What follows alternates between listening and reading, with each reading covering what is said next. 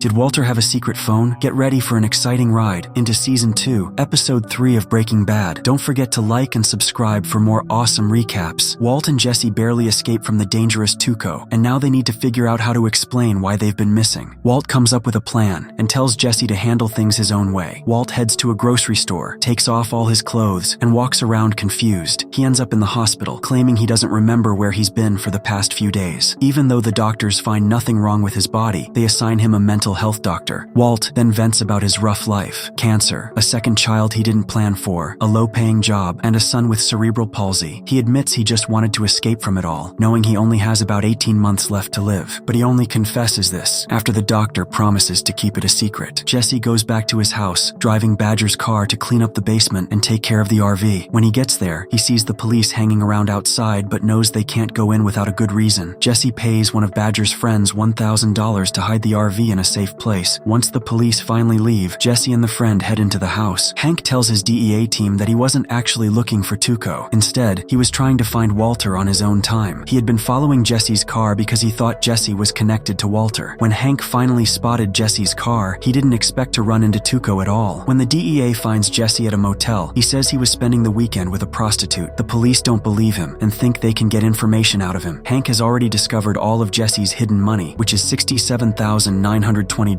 in his car. They found Jesse's car where Tuco had taken them. Jesse insists he knows nothing about the money and claims his car was stolen a few days ago. They bring in Tuco's uncle, Hector, to help identify him, but the old man won't cooperate with the police. Since Hank has no proof against Jesse, he has no choice but to let him go free. Jesse has no car and no money, so he calls his parents for help, but they refuse to talk to him. Then, he calls Walter and tells him that Hank arrested him and took his stash of cash. But Jesse assures Walter that Hank doesn't know anything, and the police believe his story. The RV is safe in Badger's garage. Walter decides to start cooking again since Hank has no evidence that connects him to anything. Secretly, Walter leaves the hospital and goes home to move his cash from a diaper box into a ventilator. Later, Hank receives a surprise at the station: a grill made of Tuco's teeth displayed in a clear cube. He sends the blue meth found at Tuco's place to the lab for testing. The lab reports that it is the purest blue meth they have ever seen and that it was made using the P2P method. Hank thinks this batch of blue meth is connected to the theft of the ingredients from the warehouse. He remembers that Crazy 8 also had a similar pure batch of blue meth. Hank visits Walter in the hospital. Walter thanks Hank for coming to see him. After that, Walter goes home with Skyler and Walter Jr. Skyler asks Walter if he had a second phone because Hank got a call right before he disappeared. However, when Hank checked his phone records, he found no call. Walter insists that he doesn't have a second phone. To be continued. Make sure you don't miss what happens next. Hit the like button, subscribe, and ring the bell to stay tuned.